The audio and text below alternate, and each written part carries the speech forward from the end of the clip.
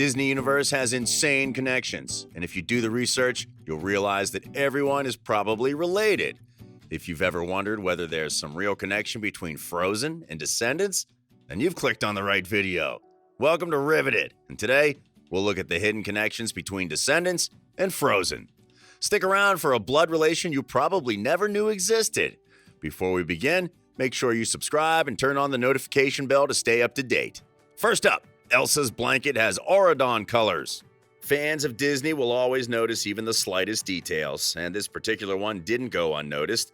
The United States of Auradon came into existence 20 years before the film, when King Beast forewent going on a honeymoon with Queen Belle in favor of uniting the fairy tale kingdoms.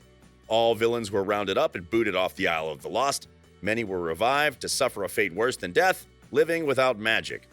The kids in Auradon Prep were taught to use their talents and not magic to achieve their goals, and the fairy godmother was kept in charge of making sure they didn't use the magic. Well, if you're a Descendants fan, you know that the Auradon colors are gold and blue. We believe it's too much of a coincidence that Elsa's blanket has the same colors. Frozen also has a crest just like Descendants.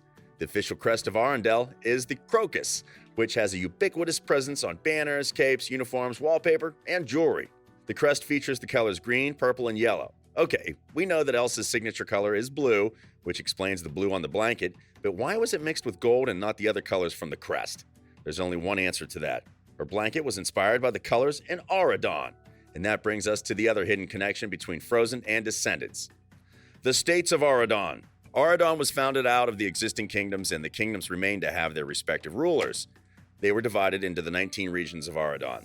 The different states were independent and only visited the city on special occasions, such as coronations. If you've read the books, you'll realize that several of these regions were mentioned in Melissa de la Cruz's Isle of the Lost series, including Camelot, Mount Olympus, Eden, and Corona. Corona, however, was not mentioned by name. Instead, it was referred to as home of Rapunzel and Eugene. Then we have the home of Elsa and Anna, Arendelle. The oldest known monarchs of Arendelle were King Agnar and Queen Iduna. On the winter solstice, Iduna would give birth to Elsa, who was gifted with the ability to control ice and snow. 3 years later, on the summer solstice, Iduna would have her second child, Anna, who lacked magical abilities. It wasn't mentioned directly whether Arendelle was part of Auradon, but it was implied that Arendelle is part of Auradon when Kristoff was shown in the Auradon Cathedral. A map of Arendelle depicts the kingdom's location at an inlet of the North Sea, as well as its proximity to the Southern Isles. It's possible that the same water body which separates the Isle of the Lost from Auradon is the same one where Elsa's parents got lost. We know that they actually didn't die in the sea, right? Frozen's director confirmed that Elsa's parents landed in a jungle, and that's where the story of Tarzan begins. Wow, anything is truly possible in Disney. Apart from the location, something else which miraculously connects Frozen and Descendants is the songs. Space Between is perfect for Elsa and Anna. After prepping for Ben's rescue, Mal and Evie return to their old hideout, and the two close friends break into a song. Evie questions Mal about why she tried to keep her real feelings bottled up, and Mal explains that she didn't want to disappoint Evie since she really loves living in Auradon.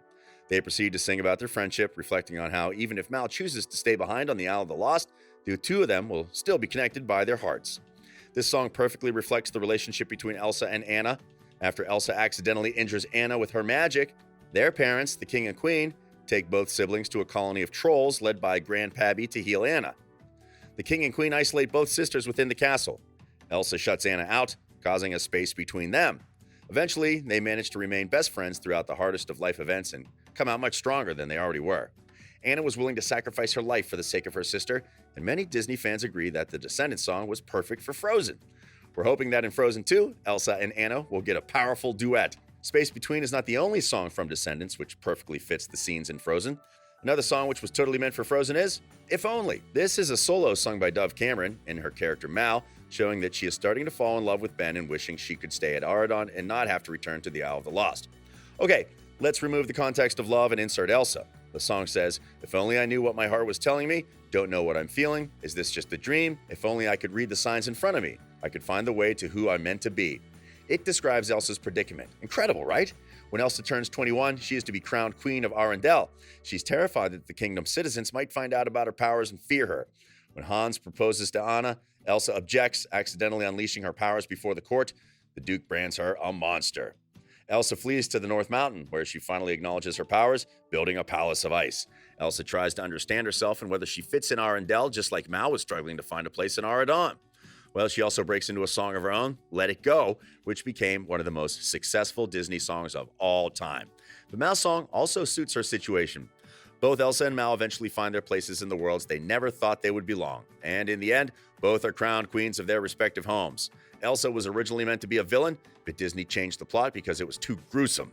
If we stick to the original plot, it would mean that Elsa and Mal would be Disney villains who were eventually crowned queens. Something else amazing? The endings of the two stories are very similar. Breaking the barriers. Both Descendants and Frozen have two worlds separated by a barrier. In Descendants, the children of the Isle of the Lost are separated from the ones in Auradon using a barrier. The king and queen of Auradon create the barrier because they knew the magic was dangerous, especially in the wrong hands. The villain's goal was to break the barrier so that they can use the magic again, and they tried breaking it several times. In Descendants 3, Mal makes a promise to break the barrier for good, even though she knew it was dangerous. Well, eventually, with the help of her friends, they brought down the barrier separating the Isle of the Lost and Auradon.